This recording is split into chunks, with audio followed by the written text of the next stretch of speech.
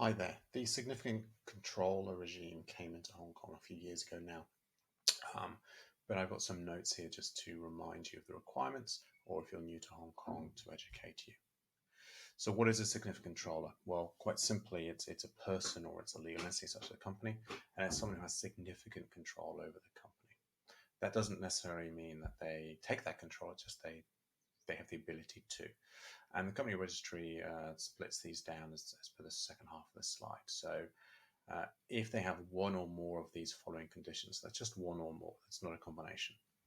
If they own 25% of the issued shares in the company, um, if they have 25% of the voting rights of the company. So that, for example, might be a situation where there's different classes of shares. Maybe the founders have a small number of shares, but they have all the votes. Well, they would be the controllers. If they have the right to appoint or remove a majority of the board of directors of the company, because then they would actually be having control, that would be a single controller.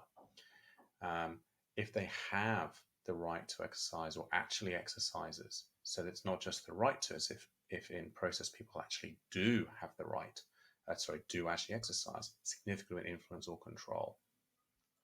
So, for example, if there is one director and all the other directors always do what this person says, that sounds like that might very well be a significant controller. So what's needed?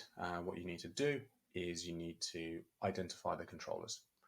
You go through your share register, you go through any shareholders agreements, the directors register, potentially even the meetings that have happened, and look for controllers. You issue them a notice basically stating these are your details, this is why we think you're a controller, and they should sign that off and confirm it, or they should identify another controller. So they may say, actually, I'm acting for somebody else, and that other person is the controller.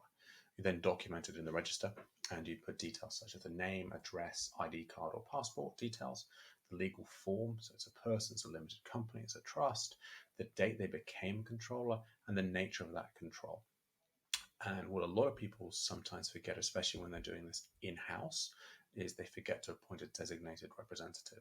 That has to be someone in Hong Kong. It could be a director of the company, though. So that's not necessarily something that you always need to outsource.